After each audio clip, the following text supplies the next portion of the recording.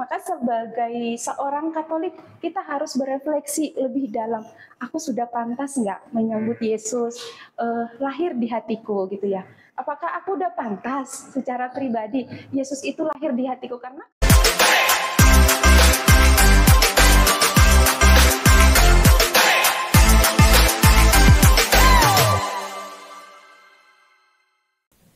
Terus kita nyanyi yuk.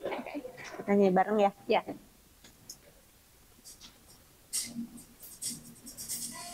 Kalau udah haus silahkan diminum terus. aku nggak hafal loh Bu. Jadi kita lihat teks aja. Oh ya. boleh. Ini kan kita berkaraoke ya Sus ya. Ya.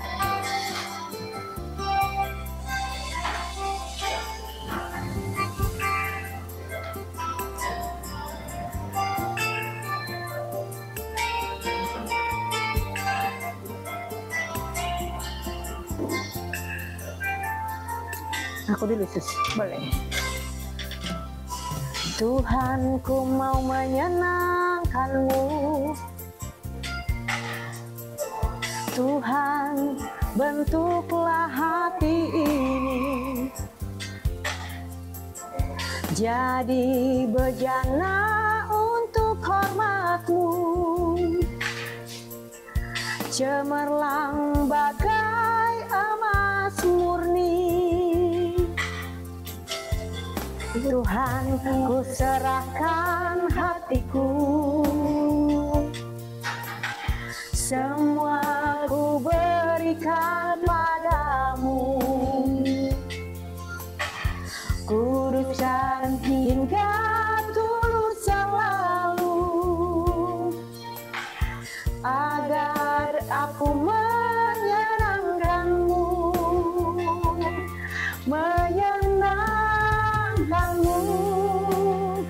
senangkan-Mu, hanya itu kerinduanku, menyenangkan-Mu, senangkan hatimu, hanya itu kerinduanku. Lagunya bagus ya Sus ya? Lumayan menyentuh gitu ya. Sorry mengganggu. Halo, bagaimana kalau ada suster saya tadi dari sana. Kok dengar suaranya merdu sekali. wow, asik ya. Ternyata ada duo singer nih di sini. Lagi ngapain di sini, suster? Lagi ngetes lagu ibunya. Mau show di Kuningan katanya. Ada acara apa di Kuningan, Bu Sri? Besok tuh rencana ada senam pagi itu yang biasa Selasa Kamis di gereja. Di gereja. Ada acara ulang tahun pertama mau diadakan di Kuningan. Oh, luar biasa sekali. Besok kita berangkat pagi loh subuh. Waduh. Senam sampai Kuningan ya, adem banget tuh pasti ya. Oh, tapi enak daripada di Cirebon panas ya? banget. Nah, ini mumpung ada suster, ada Bu Sri. Nah, kita mulai aja podcastnya. Oke, nah nama podcastnya Ngopi Bari Simbok. Oh, Ngopi Bari. Keren ya. Nanti kita buka podcastnya dengan tos-tosan. Oh, kita betul. angkat gelas. Iya. Gitu. Nanti setelah bapak saya, Iya. nanti Iya. kita sapa pemirsa umat Bunda Maria. Oh, Oke. Oke. Diangkat gelasnya. Boleh. Ini nggak sampai pecah ya kok ya? Enggak. 1, 2, 3. Ngopi Bari Simbol. Ya. Wah, sampai bunyi ya kok ya? Iya. Sama saya enggak ya? Mungkin sebelum kita mulai podcastnya, kita akan perkenalkan dulu. Mungkin ada yang tahu juga, gitu ya. Tapi mungkin banyak yang belum tahu. Kita kenalan dari Bu Sri dulu. Iya. Ya. Nama lengkapnya siapa, Bu Sri? Saya MG Sri Rezeki. MG Sri Rezeki. MG itu Maria Goretti. Maria. Berarti nama baptis. Iya, Soalnya banyak yang kenal juga namanya Ibu Parulia. Parulia. Itu suami saya. Oh gitu. Dari lingkungan Thomas Aquinas. Ya, rumahnya ada di Kalijaga. Puri Kalijaga, bukan Kalia. Nah, di sebelah kita juga ada Suster Leoni. Oh, Suster Leoni dari Saya itu aslinya dari Sumatera Utara, Sumatera Utara. tapi sekarang stay-nya itu di Santa Maria, Cirebon. Maria. Jadi profesinya suster sebagai guru.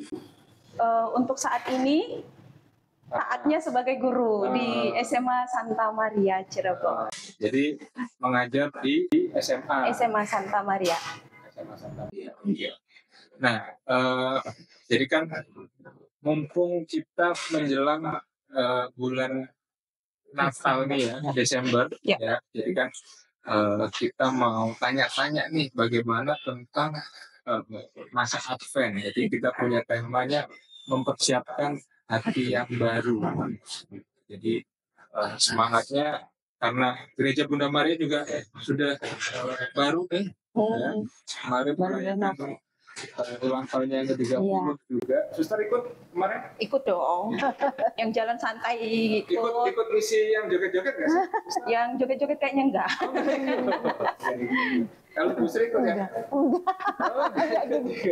Iya, tapi seru ya kemarin. Seru banget. Seru banget. Basarnya enak lagi. Enak-enak ya. Makanannya enak. Ya kalau dari pengalaman saya, Advent itu ya seingat saya waktu masih kecil kita ada nyalain lilin Advent gitu ya. Yang melingkar ya Pak ya. Betul. Cuma kan saya belum tahu maknanya ya, Suster. Oh gitu.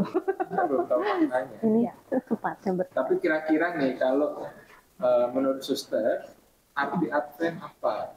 Arti Advent apa, terus maknanya seperti apa sih sebenarnya kalau untuk kita sebagai orang Katolik umumnya gitu ya. Karena sekarang yang merayakan Advent bukan hanya Katolik saja, tetapi saudara-saudara kita yang gereja-gereja Kristen lainnya juga ada yang merayakan Advent. Tetapi mungkin yang bisa saya bagikan bagaimana kita memaknai Advent sebagai seorang Katolik. Arti Advent itu apa gitu ya. Nah, kalau Advent itu sendiri berasal dari kata Adventus ya. Adventus berarti penantian.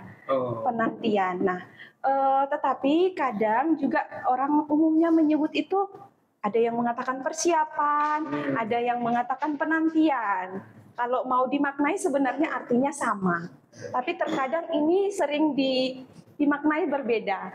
Kalau disebut persiapan, kadang kita nangkapnya yang jasmaninya. Persiapan baju baru, persiapan sepatu baru, rumah baru, mungkin dicat pernak-pernik, dekorasi baru gitu ya, pohon Natal, lampunya gitu ya. Jadi kadang kalau dikatakan persiapan, orang cenderung nangkapnya ke yang jasmaninya gitu. Kira-kira nanti uang liburannya THR-nya berapa gitu ya, untuk liburan kemana gitu. Tetapi kalau disebut penantian mungkin lebih rohani ya kok ya. Kalau penantian sebenarnya kita sebagai seorang Katolik harus memaknai ini sebagai penantian, memaknainya secara rohani, karena yang kita nantikan itu adalah sosok juru selamat kita, gitu ya, yang kita sebut sebagai Mesias. Kalau kita mengatakan Mesias sebagai juru selamat kita, tentu yang disambut ini kan sesuatu hal yang sukacita, gitu ya. Jadi bisa kita maknai, memang boleh dipersiapkan secara jasmani, tadi lampu, pohon Natal, segala macamnya itu boleh. Tetapi jangan mengabaikan yang rohani, karena yang intinya sebenarnya letaknya di situ gitu ya. Bagaimana kita menyambut seseorang yang istimewa dalam hidup kita, dalam iman kita, tentu yang harus kita persiapkan bukan hanya jasmaninya, tetapi yang rohaninya ini tadi. Salah satunya adalah bagaimana kita mungkin lebih mendekatkan diri kepada Tuhan sebagai tanda persiapan kita secara batin, secara rohani untuk menyambut Yesus yang akan lahir di hati kita. Maka sebagai seorang Katolik, kita harus berefleksi lebih dalam. Aku sudah pantas nggak menyambut Yesus lahir di hatiku gitu ya. Apakah aku udah pantas secara pribadi Yesus itu lahir di hatiku? Karena kalau secara real ya, untuk kita gendong mungkin bayi Yesus kan nggak mungkin ya, wah gitu ya.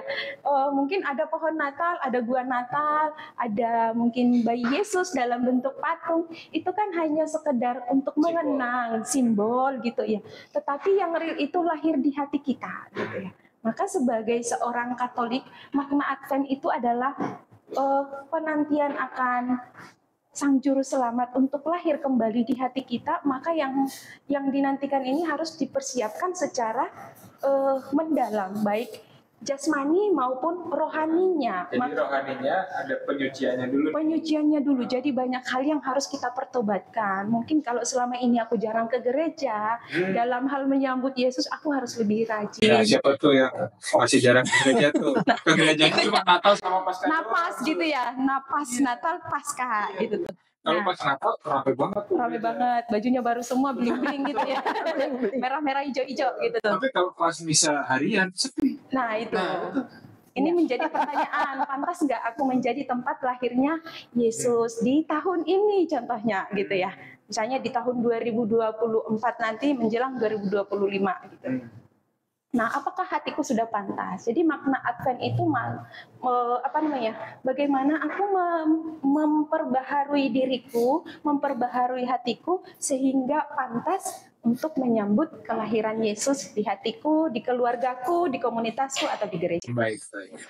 Nah, kalau untuk Bu Sri sendiri nih, makna Advent, makna Natal gitu.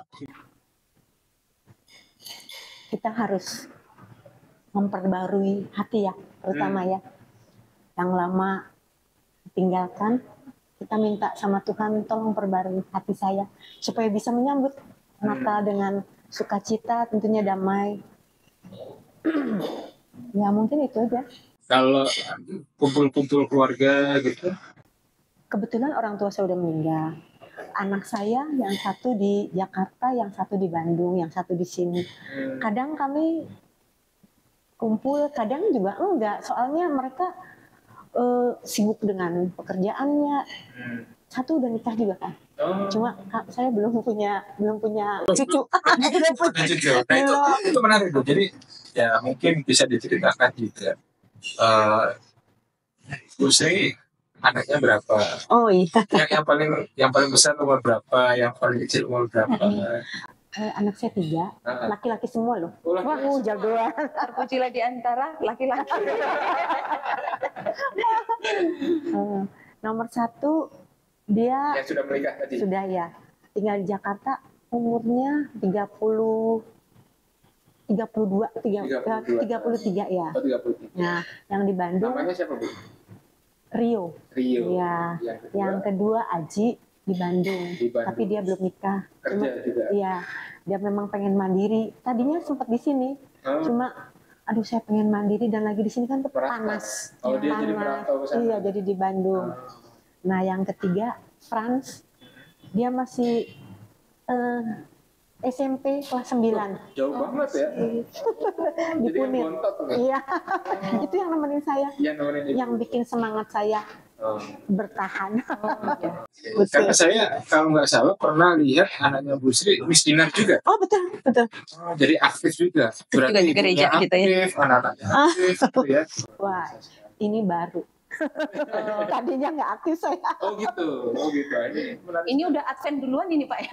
Iya. Berarti udah memperbarui Iya. dirinya. Wah, dulu saya masa lalu. Nah ini kalau misalnya ngomong tentang Advent pembaruan diri juga, bagaimana Bu Sri bisa ngajarin anak-anaknya, misalnya terutama yang masih SMP nih, yang masih baru Bu Sri, tentang Advent seperti apa sih? Selama ini ya saya nggak pernah mengajari gimana nih Advent gitu, saya nggak. Cuma selama ini yang saya tekankan sama dia, kalau misalnya bangun tidur berdoa, itu udah wajar ya, udah biasa ya, mau tidur berdoa. Terus selama ini sudah berapa tahun ini saya mengajarkan dia, saya selalu mengajak rosario bareng. Oh gitu. Ya, jadi saya kadang-kadang kalau sore itu, apalagi kalau bulan-bulan Mei dan Oktober selalu jarang kemana-mana. Tapi kalau bulan-bulan tidak Oktober, tidak Mei juga, saya masih jadi di luar bulan rosario pun tetap rosario. Iya, saya Frans 8:30. Ayo, kamu tidur, kita rosario dulu. Puji Tuhan, Tuhan tuntun saya luar biasa. Tuhan yang hebat. Ya, padahal dulu saya waktu masih kecil diajak doa rosario, susahnya minta ampun kan? Tidur duluan gitu ya. Karena doa rosario kan lama. Panjang, iya. Panjang ya. Iya. Jadi wah ini kok nggak selesai gitu kan. Itu karena pengalaman ibunya yang dulu malas, jadi sekarang jangan sampai anak saya juga malas. Nah itu menarik sekali. Kita juga pengen tahu. Ya, tipsnya seperti apa ya? Iya, kok bisa Ibu Sri ngomong, oh, saya itu dulu males. Nah ini ceritanya gimana nih Bu Wah. Sri? Mungkin sambil minum dulu Bu. Panjang nih. Panjang ya? Iya. Nanti biar kita ngobrol dulu panjang nanti. Iya. Boleh. Walah, masa lalu saya bener-bener kacau. Kacau. Saya tuh kalau ke gereja tuh memang terlambat. Saya pulang duluan, sister. Oh, sama kayak saya. Datang paling lama, pulang paling cepat. Iya. Tapi yang luar biasa Tuhan, waktu COVID, orang lain bilang COVID itu musibah ya. Buat saya anugerah Tuhan. Karena di saat COVID itu saya merasakan, baru kerasa, loh, saya kok diem di rumah aja ya, nggak pernah ke gereja gitu. Kayaknya Ada kerinduan. Nah di situ saya buka-buka YouTube. Kebetulan Tuhan kasih saya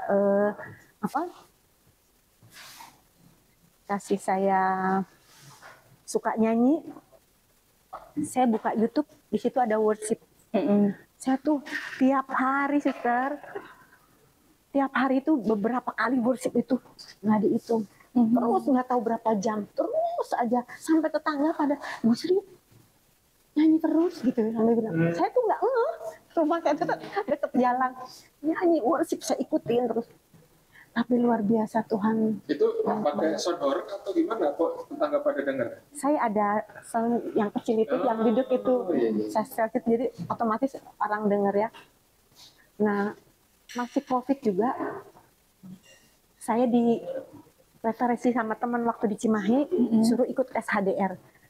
SHDR itu salah satu syarat untuk orang menjadi singer di karismatik Katolik ya, tentunya. Oh, di karismatik. Saya kebetulan ikut karismatik. Nah, setelah saya ikutlah SHDR yang di Bandung, hari terakhir itu kadang sampai 4 hari. Hari malam terakhir, malam minggu tuh ada pencurahan Roh Kudus. Lalu diumumkan barangkali ada yang lupa. Kalau saat pencurahan Roh Kudus, biasanya kita pengakuan dosa kan. Saya nggak berdoa, cuma Tuhan barangkali ada yang lupa dosa saya belum saya akutkan di hadapan Romo gitu. Nah, pas pencurahan Roh Kudus malam jam 7, saya jam 3 subuh saya dibisikin dosamu ini. Sampai kaget. Tuhan, apa saya belum saking banyaknya? Banyak Bagi satu. Agak kayak spill gitu. Saya jadi malu. Saya orang berdosa. Sama ya. Itu juga. Karena saya yang lebih muda nih, saya pengen belajar. Kenapa? Karena jangan sampai yang muda ini nggak mau belajar dari yang tua. Iya. Kan yang namanya kesalahan, kegagalan ya hal yang biasa. Ya, manusia kan pasti pernah. Iya, itu masa lalu ya. Masa lalu tapi Tuhan sudah ampuni. Dan saya sudah diperbarui. Saya merasakan itu. Nah setelah jam 3 subuh saya dibangunin tuh, sampai Tuhan bener.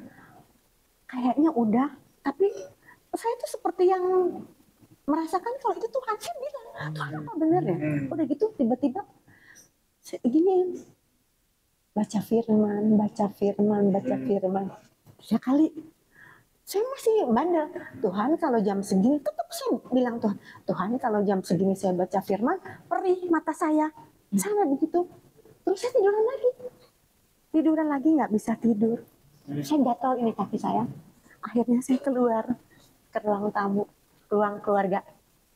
Pas saya duduk sini, saya lihat kok ada Alkitab. Tuhan, saya penasaran, apa memang Engkau yang tadi bilang sama saya? Saya ambil itu, saya gini, Alkitab. Tolong bukakan, saya nggak mau buka. Saya gini, pengakuan dosa. Saya kaget, Tuhan ada di sini Tuhan. Saya janji Tuhan, nanti pagi-pagi jangan saya mau ke gereja. Langsung ya. langsung saya ke gereja. Datang Tapi saya mandi dulu ya. pasti Iyalah. dong, malu nanti sama Romo bau. Udah gitu saya datang jam 6 tuh udah berangkat. Dari sana ada satpam. Mak, saya mau pengakuan dosa, Romonya ada tapi nggak jam segini, 8:30 lagi. Saya pulang lagi. Waktu Romo siapa itu, Bu? Romo. Oh, Romo Kris. Ya. No, Chris. Saya tadi malam waktu pas kejadian ini saya bilang, Tuhan tolong beri kelancaran, ada Romo yang mau gitu ya, karena itu masih COVID-nya masih tinggi. Oh iya. Ya. Udah gitu saya pulang lagi jam 8:30 saya datang. Romo Kris lah yang terima saya di pastoran itu pun. Long lah. Setelah itu saya merasakan Tuhan tuh ada di sisi kanan saya terus sampai saat ini. Makanya saya bilang saya nggak bisa ngomong apa-apa, cuma Tuhan begitu mengasihi saya. Tuhan siapa saya? Saya orang berdosa Tuhan. Tapi luar biasa Tuhan. Baik banget. Jadi pribadi yang baru itu setelah mengaku dosa. Betul. Betul. Setelah itu tahun 2021 sekitar bulan Juni ya, itu terjadi. Nah, karena itu juga jadi saya berubah mendidik anak tuh setelah itu. Oh, jangan sampai anak saya seperti saya. Saya kenalkan satu-satu. Saya juga bawa dia ke karismatik ya. Kebetulan saya memang komunitasnya di karismatik Katolik di Santo Yosef. Saya bawa. Dan anak saya dia mau suka jadi singer gitu. Saya tawarin dulu, kamu mau jadi singer? Iya, coba. Jadi dia sekarang lagi belajar jadi singer juga. Dan kalau doa malam juga bareng, terus rosario bareng. Setelah Tuhan selamatkan saya, Tuhan pulihkan saya, Tuhan ubahkan semuanya. Saya menjadi yang baru, benar. Hati saya baru, luar biasa. Ini yang saya jadi penasaran karena karena saya sering mendengar Bu Sri itu menyanyi. Oh iya. Kalau Bu Sri itu menyanyi, ya saya juga punya teman yang suka menyanyi. Beda. Bu Sri itu cengkoknya itu. Khas gitu ya. Iya, udah expert gitu. Profesional. Nah, berarti sebenarnya profesinya Bu Sri itu sebelum jadi penyanyi karismatik, apakah juga penyanyi juga? Iya, dulu. Itulah dulu sebetulnya saya sebelum menjadi penyanyi itu ya saya sebetulnya udah masuk karismatik. Cuma antara rohani dan duniawi ini kalah rohani. Banyak duniawi. Iya, rohaninya kalah, saya tinggalkan itu. Soalnya ada uangnya. Betul tadi kok. Iya, betul begitulah. Ya, akhirnya terjun ke duniawi itu. Disitulah banyak kegelapan lah di daerah situ. Nah, pertanyaan lanjutannya, ketika menyanyi yang duniawi, yang notabene uangnya banyak tuh, dengan menyanyi di pelayanan karismatik yang mungkin gak ada uang sama sekali. Iya. Bedanya di mana? Wah, jauh. Jauh ya. Enak mana tuh? Duniawi. Kalau duniawi memang ada uang ya, banyak. Tapi kita semu, bahagianya tuh semu. Cuma masa itunya aja kita bahagia sampai rumah. Nggak ada rasa tenang, damai itu nggak ada, sukacita tuh nggak ada. Nah, setelah kalau lagu-lagu rohani kita nyanyi sampai di tempatnya, sampai rumah pun sukacita ada, damai ada, kayaknya tenang banget hidup ini. Jadi apalagi sekarang saya sendiri berserah aja sama Tuhan. Serahkan semuanya sama Tuhan dan saya percaya Tuhan itu begitu mengasihi saya, yang Tuhan sudah selamatkan saya. Dan sekarang pun saya hidup sendiri, saya nggak kerja, nggak ada pensiun, nggak ada gaji. Luar biasa, Tuhan pelihara kami. Ajaib. Jadi malah lebih menyenangkan ketika keluar dari duniawi. Ya. Ada Sukacita. Saya nggak pernah dipermalukan Tuhan loh. Saya nggak pernah pinjam uang, nggak pernah minta. Puji Tuhan, luar biasa. Tuhan tuh, saya merasakan banget Tuhan tuh selalu ada di samping sini. Setelah kejadian itu, Tuhan tuh seperti Tuhan tuh ada di sini. Nah ini menurut pandangan suster, karena ya kalau suster kan malah lebih Apa Pak? Lebih surgawi sekali. jangan gitu ya. Kita kalau mau lihat si dompetnya suster mungkin nggak ada. Nggak ada. Kebalik, Cari rosario ada Pak. kebalik sama saya. Bagi kita yang Iya. masih lihat duniawi, kan tadi ceritanya seperti itu, kira-kira pandangannya suster gimana sih? Pandangan saya, sebagai religius, menurut saya itu luar biasa gitu ya, bahwa di zaman ini masih ada umat yang mampu merasakan sentuhan itu sedalam itu, memaknai makna sakramen pengampunan dosa itu sedalam itu gitu ya, sampai mengatakan bahwa saya dibaharui Tuhan. Karena terkadang umat kita saat ini bahkan susah, tidak paham, jangankan susah, tidak paham apa itu pengakuan dosa gitu ya Pak ya. Jadi itu hanya sebatas apa namanya itu ya, kartu untuk bisa mungkin untuk menikah atau untuk ini harus menerima sakramen ekaristi dulu dan segala macamnya. Di luar itu tidak ada, padahal di apa namanya itu ya, di hukum gereja kita atau di perintah gereja yang 5 itu tuh kan salah satunya akuilah dosamu sekurang-kurangnya sekali setahun, sekurang-kurangnya. Tapi sekarang itu sangat jarang diterima oleh umat kita sendiri, bahkan asing gitu ya. Jadi untuk saya menarik sekali pengalaman Bu Sri tadi ya, mengatakan bahwa lewat pengakuan dosa itulah aku dibaharui oleh Tuhan. Ini tidak gampang. Kita mengakui dosa itu tidak gampang karena yang di hadapan kita itu 100% manusia. Romonya kan 100% manusia. Hanya iman yang memampukan kita mampu untuk rendah hati mengakui dosa kita di hadapan Tuhan lewat Romo tadi atau imam gitu ya. Karena kan sekarang juga trennya banyak yang ngomong, oh saya punya mental illness, gitu ya. saya mental breakdown, permasalahan duniawi saya banyak sekali, Iya. ya kan.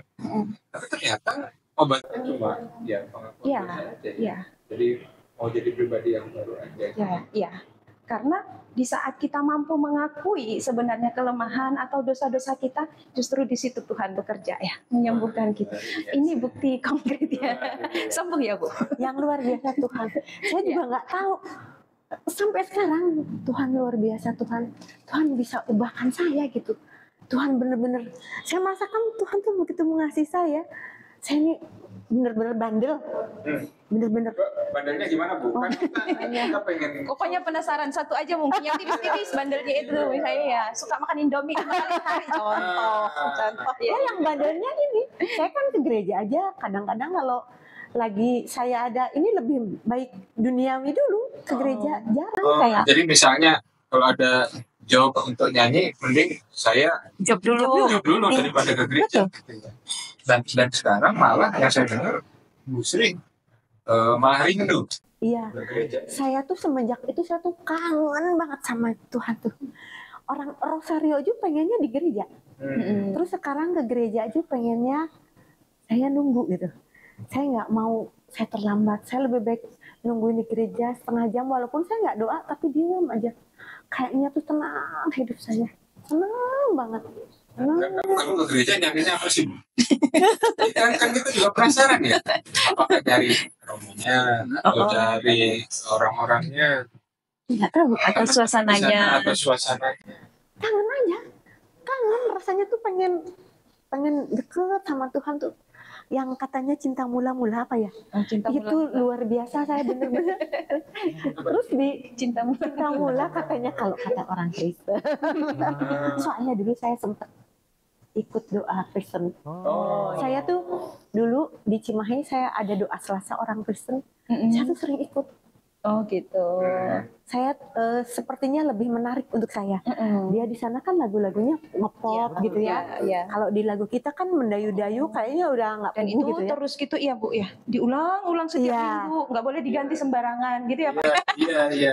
Mau pakai drum aja nggak boleh. Di sana pakai drum. Iya nggak maksudnya kalau di Katolik iya di Katolik. Nah di situ saya sering, tapi lama-lama saya sekarang tahu kalau di Kristen itu seperti karismatik.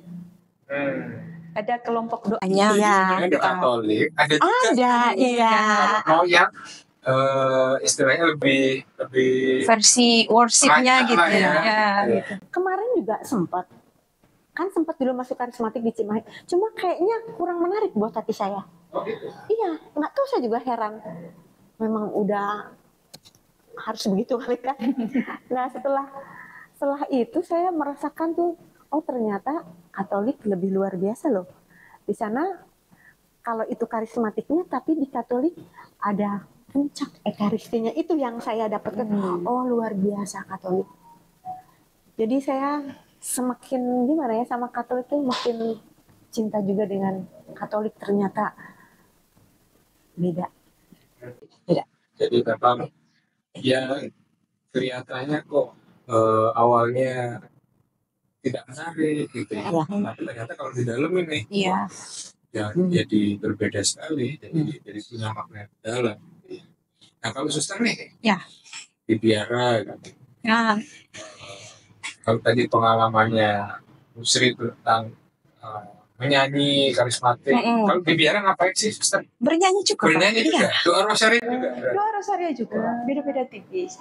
Cuman kalau kita di biara, kalau hal-hal rohani, kalau mungkin ibunya mungkin karena rindu gitu ya, ingin ke gereja, atau karena ikut yang bernyanyi karena memang menarik gitu ya. Tetapi kalau kami sebagai religius, doa itu menjadi kebutuhan. Jadi bukan sebatas keinginan. Ada kalanya mungkin menganggap itu rutinitas, karena kami juga manusia ya. Ada masanya kita lelah, jenuh, dan lain sebagainya dengan tugas dan segala macamnya. Tetapi sebagai seorang religius, doa atau kegiatan rohani itu adalah kebutuhan kami supaya bisa kuat menghadapi cobaan dunia ini. Menantang Pak, gitu ya.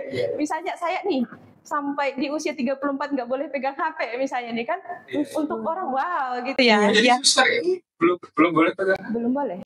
Keren Kok banget. bisa ya? Bisa Pak, ini masih gemuk. Syaratnya untuk pegang HP apa suster? Nanti setelah 4 tahun bergaul baru boleh. Jadi kita dianggap udah lebih dewasa menggunakannya sebagai seorang religius. Karena ya sadar tidak sadar kadang HP itu membuat kami kurang fokus gitu. Misalnya sebagai suster junior, saya masih junior ya. Kalau di kongregasi masih suster junior gitu. Jadi sebagai suster junior ada tahapannya bahwa aku harus masih dibina secara intensif, maka tolong yang duniawi dikurangi dulu gitu. Tetapi saya karena kebetulan di pendidikan mau tidak mau kan harus berhubungan dengan bahan teknologi ini nih. Jadi kadang di waktu tertentu kita boleh menggunakan laptop gitu ya, seperlunya. Nah, tadi kembali ke ini, kok kita melenceng ke sini ya Pak ya. Seru juga kita bahas ya, HP tadi ya. Di dunia gini sampai siswa-siswa saya itu bilang, "Suster nggak punya HP." Aku bilang enggak, hanya punya nomor sepatu. Nah, hari gini gitu ya. Luar biasa. Suster apa nih? Terus nomor WA-nya suster gitu tuh. Aku bilang hanya nomor sepatu yang ada gitu. Nah, untuk mereka wow gitu ya. Dan saya juga awalnya nggak gampang gitu ya Pak. Ini kok malah curcol ya. Kembali ke laptop mengenai doa tadi ya. Jadi untuk seorang religius itu menjadi kebutuhan. Karena itu yang akhirnya memampukan kami untuk kuat menghadapi tantangan mungkin, kesulitan, hidup berkomunitas gitu dan lain sebagainya. Untuk bisa setia dalam panggilan. Jadi kalau tanpa kekuatan doa, misalnya nih, saya seharian di sekolah, pulang dengan segala kerumitannya, dengan segala kelelahannya gitu. Berhadapan dengan notabene misalnya suster sekomunitas tidak selalu sejalan. Kami juga sama-sama manusia dari latar belakang yang berbeda, kepribadian yang berbeda. Kadang rasa sabar kami itu hanya setipis tisu misalnya. Jadi kalau doanya nggak kuat untuk mempertebal kesabaran ini, maka akan cekcok terus. Tetapi dengan kekuatan doa ini memampukan kami untuk bisa selalu membaharui diri, maafkan lagi, mengerti lagi, sabar. Jadi isinya biar itu cewek-cewek sabar semua. Cewek sabar yang kadang meluap-luap gitu. Maka kalau doanya kurang ini pasti emosinya juga meluap-luap. Tapi kalau doanya biasanya kencang. Berarti kalau ada suster yang galak, murung gitu aja. Jarang doa. Kurang nyanyi nih. Nah, jadi kalau untuk jadwal doa, misalnya kalau saya sendiri di komunitas Santa Maria itu pada umumnya suster itu jam 4 sudah bangun, setengah jam 5 kurang 10 kita sudah ibadat bacaan. 4.20 meditasi dulu, 30 menit. Setelah itu nanti kita lanjut dengan ibadat bacaan. Setelah ibadat bacaan ada namanya ibadat pagi. Setelah ibadat pagi kita lanjut dengan ekaristi. Jadi entah itu di kapel atau ke gereja. Kemudian masuk ke karya ya. Nanti jam 12 siang ada ibadat siang. Nah, kemudian sore biasanya kita setengah 6 ada meditasi, jam 6 ada rosario. Selesai itu kita lanjut dengan ibadat sore. Ibadat sore dulu. Jadi baru makan, selesai makan kita lanjut dengan kompletorium. Kompletorium itu ibadat malam, ibadat penutup. Nah, kalau sudah ibadat penutup biasanya nggak ada lagi suara di biara. Intinya apa namanya? Peraturannya begitu, hening saja. Boleh beraktivitas tapi sudah suasana hening, sudah suasana doa. Yang saya tahu kan kalau cewek ketemu cewek terus biasanya ngobrol, nggak boleh. Nggak boleh sebenarnya. Jadi ada kalau seperlunya, jadi maksudnya nggak ada keributan. Kalau siang mungkin kalau manggilnya itu nadanya masih sol, kalau sudah doa malam jadi harus re.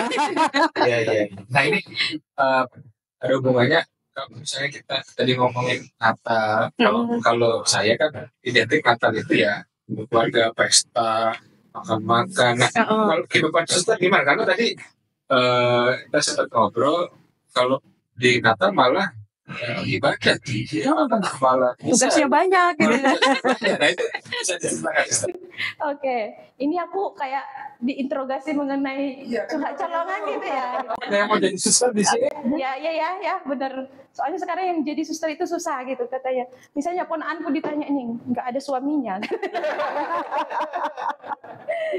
Uang bibi aja dari bapakku kok gitu tuh, uang tante gitu. Jadi kalau diajak mau masuk suster, alah nggak ada uangnya, uang tante aja dari bapakku gitu.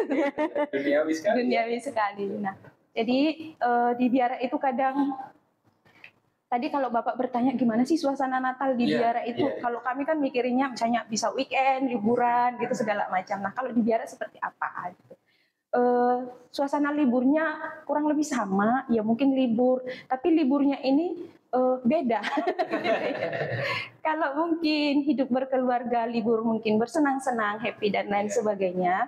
Tapi kalau sama kami libur mungkin paling libur dari rutinitas karya. Misalnya kalau saya kebetulan di pendidikan, ya mungkin tidak ngajar. Tetapi selebihnya itu kita di biara itu ada pengalaman suka dukanya sebagai seorang religius yang notabene Natal tahun baru itu enaknya dengan keluarga gitu ya, dengan keluarga inti. Kalau kami sebut keluarga lahiriah gitu ya.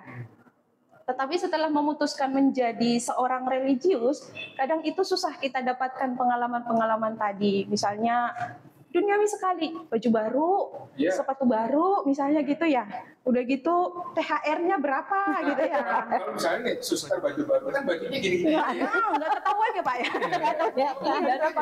Padahal ini 7 tahun yang lalu.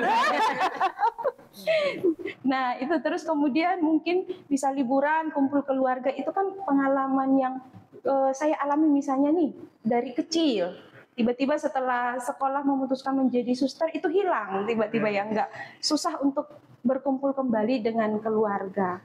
Jadi kadang kita hanya video call, ada rasa sedihnya, tetapi ada juga kebahagiaannya. Mungkin kebahagiaannya itu susah diungkapkan secara apa namanya ya, secara konkret, tetapi mungkin hanya bisa diimani, dirasakan secara batin bahwa ada sukacita yang dalam. Kalau tadi Ibu mengatakan ada damai yang dirasakan di dalam hati, mungkin kami lebih ke situ.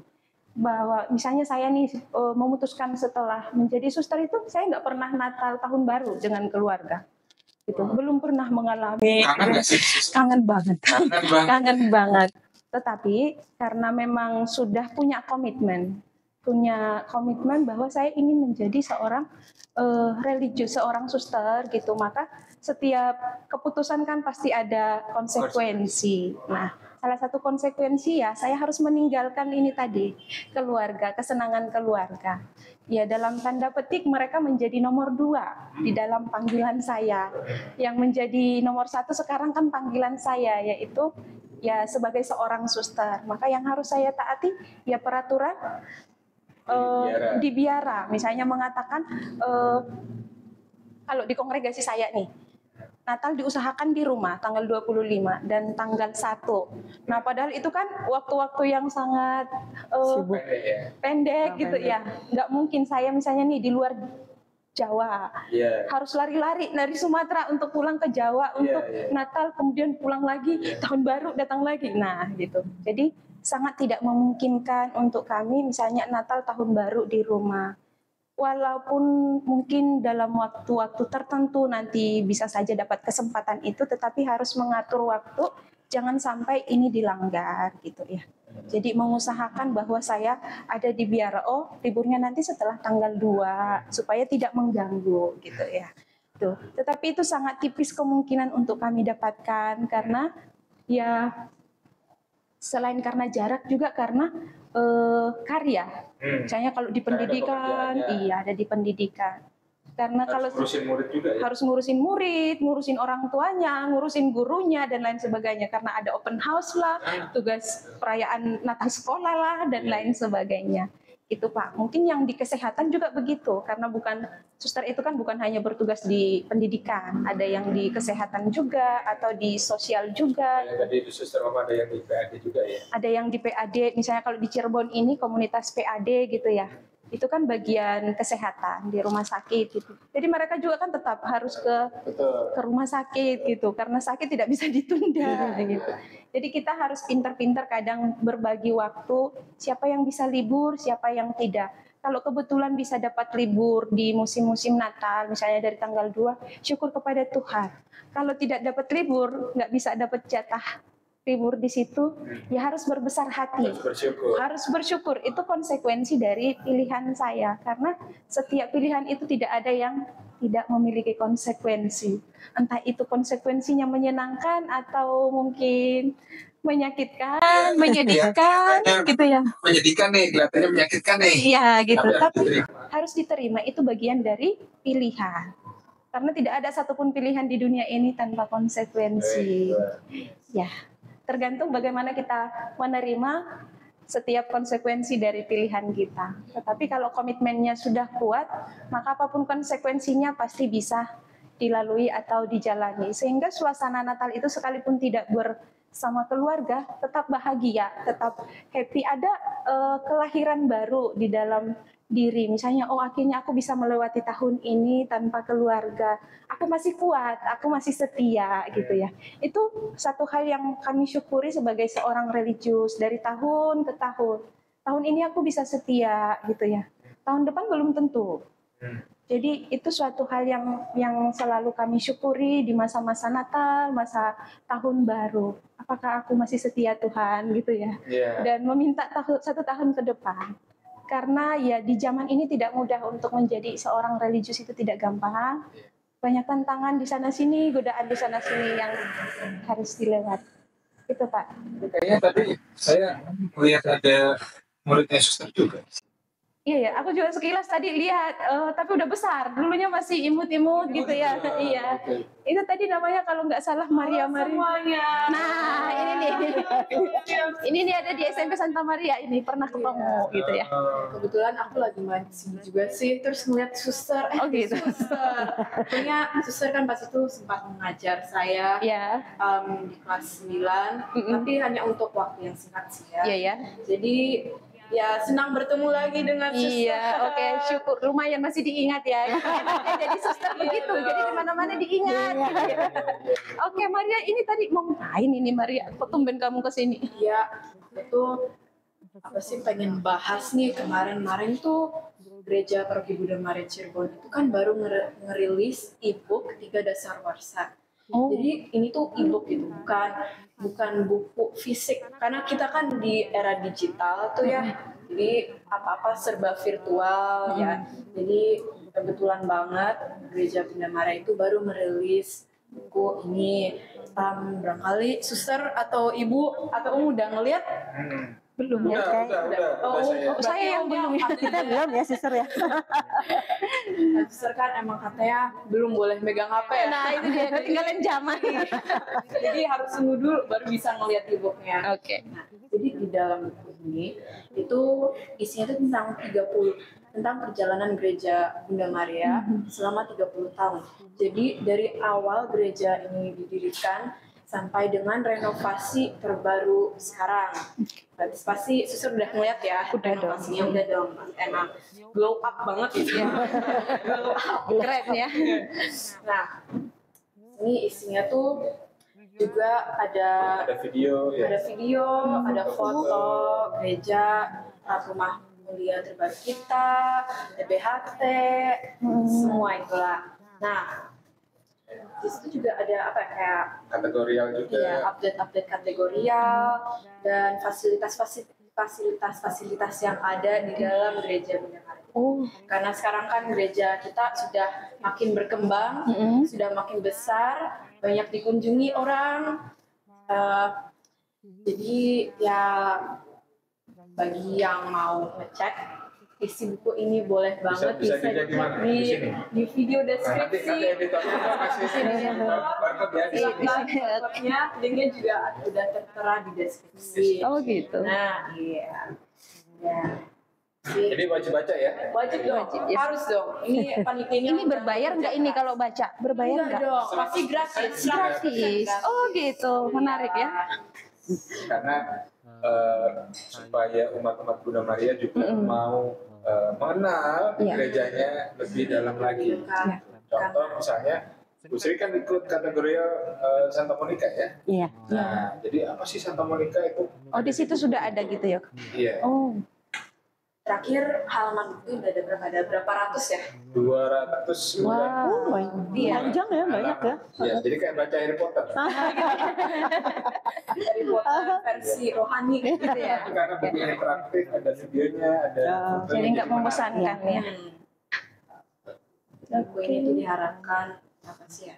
Umat tuh bisa lebih nyaman di gereja, bisa lebih dekat dengan gereja yang apa ya, menurut saya tuh sebagai rumah kedua kita ya. Iya. Jadi ya itu aja sih ya, aku nggak mau ganggu Mau lagi. kemana lagi, Mary? Iya. Pengen pergi, pengen hang out sama temen-temen. Oh, gitu. Sampai zaman sekarang kita HP. Iya, betul. Oh gitu. Anak muda sekarang. Iya. Sekarang dong. Oke, makasih Ya udah, informasinya. makasih. Ya, makasih. Oke, bye-bye. Ya, oke. Tadi menarik kalau kita bicara tentang pengalaman-pengalaman Natal, Ya. gitu ya. Pengalaman bagaimana sih merayakan Natal? Oh, kalau di biara, ya tanpa adanya pesta yang berpingat, gitu ya, dengan berdoa dan lain-lain. Kalau Ibu Sri nih kebiasaannya merayakan Natal, merayakan Advent seperti apa? Karena kan anaknya ada yang di Jakarta, ada yang di Bandung. Sekarang Kalau masalah pakaian nggak harus baru. Kalau saya memang ya dari dulu memang saya biasakan karena saya pengen mengajarkan anak-anak tuh jangan terbiasa gitu. Kalau ada uang bisa nggak apa-apa, tapi kalau nggak ada nggak ada uang, kalau kita udah kebiasaan, nah di situ yang saya bikin, wah jangan dibiasakan. Nah kalau masak-masak, kalau itu mah memang biasa tiap hari juga masak ya, cuma masak berarti. ya suka masak buat anak-anak aja. Masak mungkin yang biasanya nggak sehari-hari nggak daging pakai daging, yang nggak ada ayam pakai ayam, gitu aja. Jadi merayakan Natal dengan makan bersama. Iya. Nah, kalau zaman dulu nih, kalau masih kecil, biasanya ngapain Bu? Kalau ada Natal. Itu zaman kecil kan saya belum diperbarui hatinya, saya masih saya masih apa ya, masih ngambang dulu zaman dulu saya. Biasa aja gitu, nggak ada.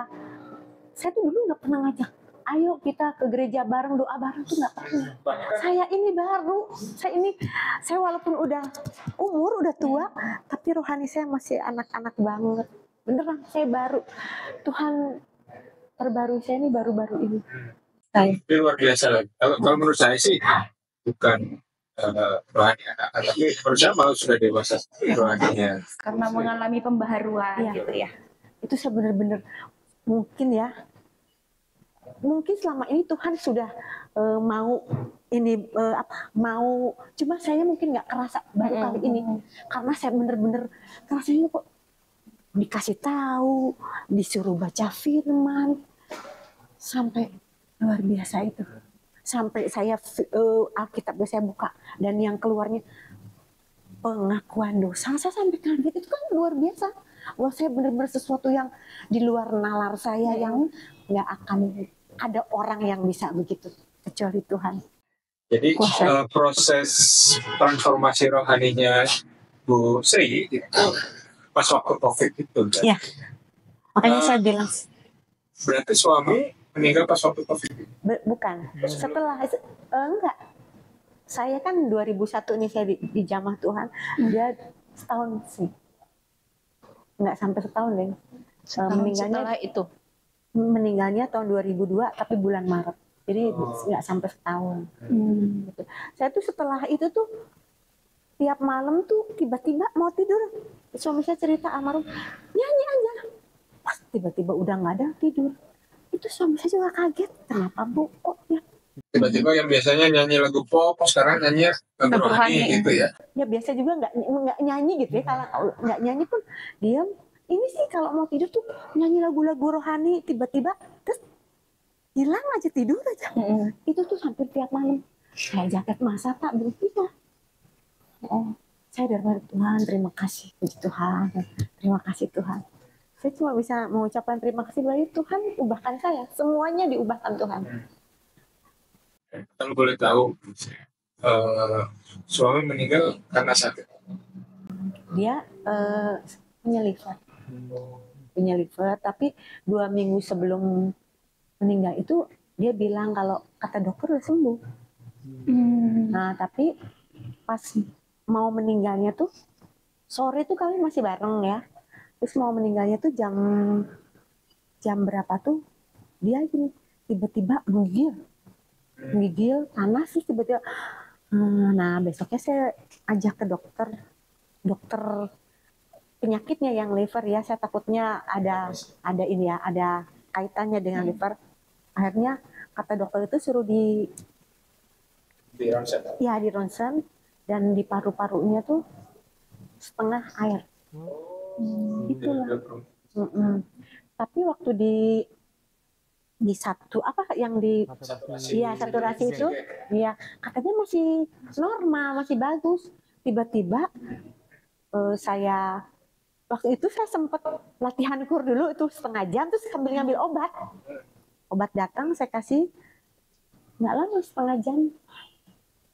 Pas mau saya bawa ke rumah sakit dalam mobil kayaknya. Soalnya sampai rumah sakit udah bilang ini udah meninggal. Nah itu kan tidak banyak orang kalau ditinggal orang yang disayang mendadak seperti itu bisa cepat menerimanya, kuat. Nah, jadi Bu Sri ngomong kalau dia malah jadi pribadi yang baru, malah hidup berkat. Nah itu gimana tuh ceritanya? Kan kita penasaran nih, puzzle-nya belum ketemu nih. Iya. Awalnya juga saya sempat marah ya. Kenapa kok saya sama Tuhan mendekat Tuhan kok tiba-tiba malah suami saya diambil? Saya juga marah sempat. Tapi Tuhan persiapkan saya untuk menghadapi itu. Nah sekarang setelah kejadian ini saya baru tahu kalau segala perkara Tuhan izinkan buat saya dan mendatangkan kebaikan. Ada saya baca di Roma 8 ayat 28 tuh. Sekarang saya tahu kalau ini intinya ya, apa yang saya alami itu diizinkan Tuhan untuk mendatangkan kebaikan. Tuhan turut bekerja ya dalam diri setiap orang yang melakukan kehendaknya. Iya. Untuk mendatangkan kebaikan. Ternyata sekarang memang benar. Setelah kejadian semua itu baru sadar, oh iya Tuhan. Kalau saya belum dibentuk sama Tuhan itu melalui Jamahan Tuhan, Mungkin saya udah kabur, mungkin saya udah marah sama Tuhan, pergi. Iya. Bisa aja, tapi Tuhan persiapkan saya luar biasa. Luar biasa Tuhan. Luar biasa. Betul. Moto hidup aku loh itu, Pak. Apa itu? Apa itu? Tuhan turut bekerja dalam diri setiap Saya orang. sampai merinding. Merinding nih. Oh, kita bisa jadi klub gitu ya. Betul. Soalnya saya ngerasainnya setelah kejadian, oh Tuhan terima kasih. Tuhan ternyata Tuhan panggil saya sudah dipersiapkan Tuhan untuk tetap mengikut Tuhan. Kalau saya nggak dipersiapkan, saya mungkin saya pergi. Karena saya juga pernah dengar dari orang, kalau kita berdoa ke Tuhan, kita minta kekuatan, kita akan dikasih cobaan supaya kita jadi kuat. Kalau kita minta kebahagiaan, kita akan dikasih kesedihan supaya kita mau bersyukur atas apa yang kita, supaya kita jadi pribadi yang. Nah, jadi kalau kita kasih cobaan terus pengaruh, udah malah jauh dari Tuhan.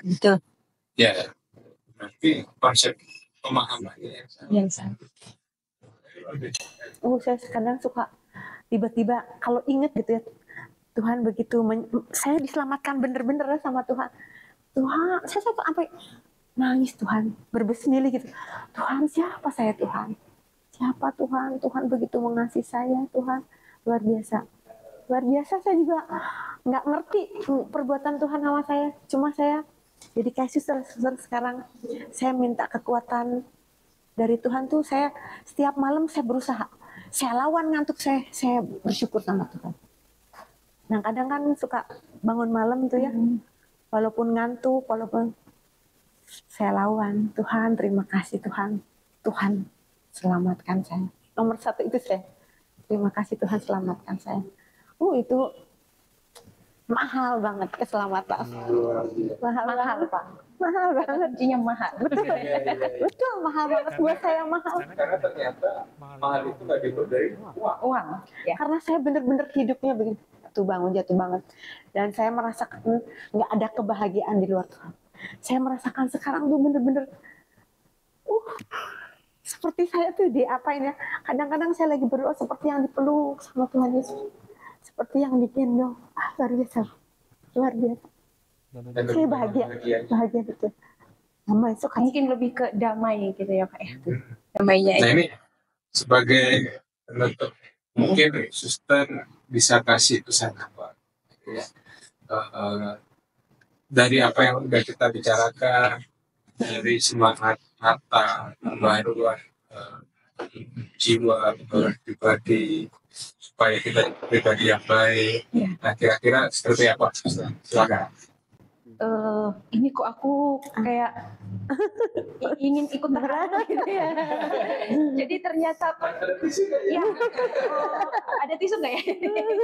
Luar biasa Tuhan. Tuhan itu luar biasa bisa mendatangkan air mata gitu ya Pak. Iya, jangankan mendatangkan hujan, mendatangkan air mata juga Tuhan bisa. Jadi ini bahagia loh, ya, bukan sedih, luar biasa Tuhan. Gitu ya. Ya. Dari sharing yang kita dengarkan tadi ya, dari pengalaman Bu Sri, dari sharing saya juga, mungkin akhirnya ya mungkin pesan-pesan yang bisa saya sampaikan bahwa sukacita itu sebenarnya diawali dari diri sendiri.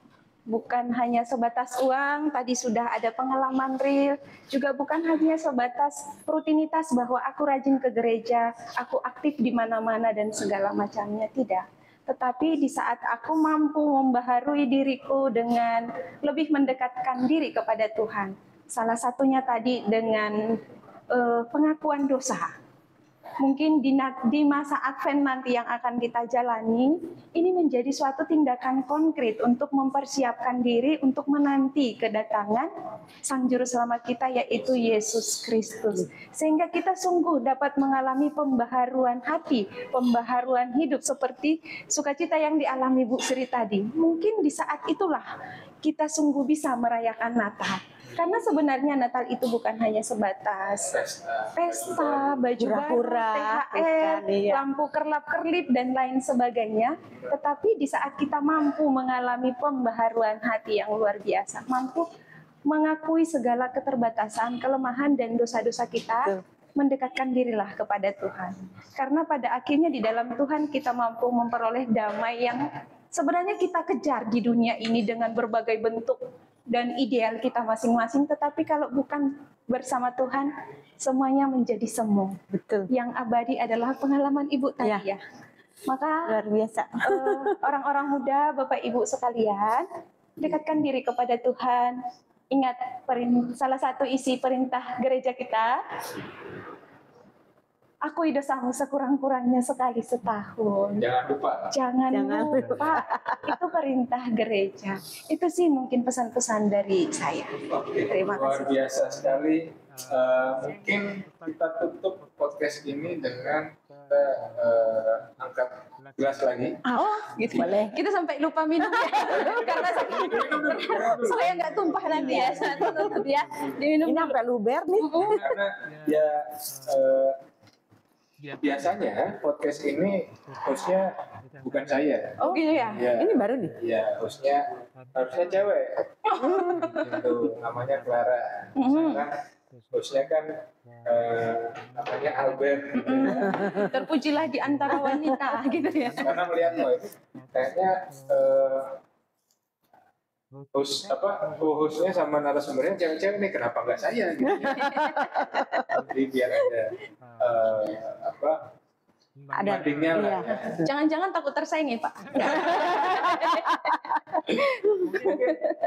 Sebelum kita tutup, pesan Bu Sri nih untuk anak muda, orang muda dan orang yang masih bergumul susah dengan penderitaan. Kira-kira apa nih pesan dari Bu Sri untuk mereka? Pesan saya untuk anak-anak muda ya, terutama ya.